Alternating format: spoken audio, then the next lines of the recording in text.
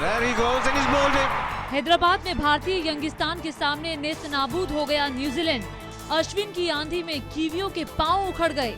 2 test मैचों की series के पहले टेस्ट में भारत के 438 रन के खिलाफ पहली पारी में खेलते हुए न्यूजीलैंड की टीम 159 रन पर ही सिमट गई। भारत की ओर से आर अश्विन ने मात्र 31 रन देकर 6 विकेट हासिल किए, जबकि ओझा ने 44 रन देकर 3 बल्लेबाजों को पेवेलियन भेजा। भारतीय फिरकी में फंसी न्यूजीलैंड की टीम अब फॉलो ऑन खेल रही है। कोयला घोटाले में विरोध जताने के लिए नेताओं के घर का घेराव करने के सवाल पर किरण बेदी और अरविंद केजरीवाल की एक राय नहीं है। अन्ना की सहयोगी और पूर्व आईपीएस किरण बेदी का मानना है कि कोयला घोटाले पर विरोध के लिए सत्ताधारी पार्टी के विरोध पर फोकस रखना चाहिए। विरोध सिर्फ प्रधानमंत्री मनमोहन सिंह और कांग्रेस अध्यक्ष सोनिया गांधी पर ही फोकस करना चाहिए, बाकी नेताओं पर नहीं, भले ही उन्होंने भी गलती की हो।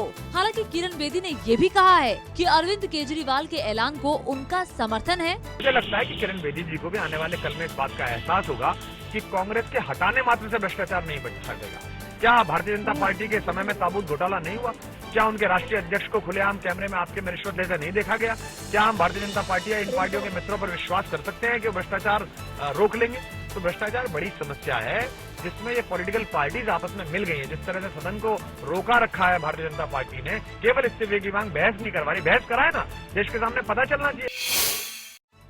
न्यूयॉर्क की मशहूर एम्पायर स्टेट बिल्डिंग के पास हुई गोलीबारी की सीसीटीवी फुटेज जारी की गई है। सीसीटीवी फुटेज में आप देख सकते हैं कि कैसे हमलावर ने राह चलते लोगों पर फायरिंग शुरू कर दी। सीसीटीवी फुटेज में फायरिंग के बाद लोगों के बीच अफरा तफरी मच गई। दूसरी ओर न्यूयॉर्क के मेयर माइकल ब्लूमबर्ग ने इस घटना के आतंकी घटना होने से साफ इनकार किया है। न्यूयॉर्क पुलिस के मुताबिक गोलीबारी करने वाले शख्स की पहचान जेफरी जॉनसन के तौर पर हुई है। 58 साल का Jeffrey Johnson Empire State Building के नजदीक ही एक दुकान में काम करता था और 1 साल पहले उसे नौकरी से निकाल दिया गया था। पुलिस की कार्रवाई में हमला करने वाला जेफरी जॉनसन मारा गया। पुलिस के घेरे के बीच जेफरी जॉनसन का शव पड़ा है। इस गोलीबारी में एक और नागरिक की मौत हुई। गीतिका को खुदकुशी के लिए उकसाने के केस में पकड़े गए हरियाणा के पूर्व गृह राज्य मंत्री गोपाल कांडा ने आज फिर अपने ऊपर लगे सभी आरोपों को राजनीति से प्रेरित बताते हुए कहा कि सब कुछ मेरी छवि खराब करने की कोशिश के तहत हो रहा है। तो मेरी छवि को खराब करने के लिए कुछ पॉलिटिशियन ऐसा काम कर रहे हैं, मिसगाइड कर रहे हैं मीडिया को।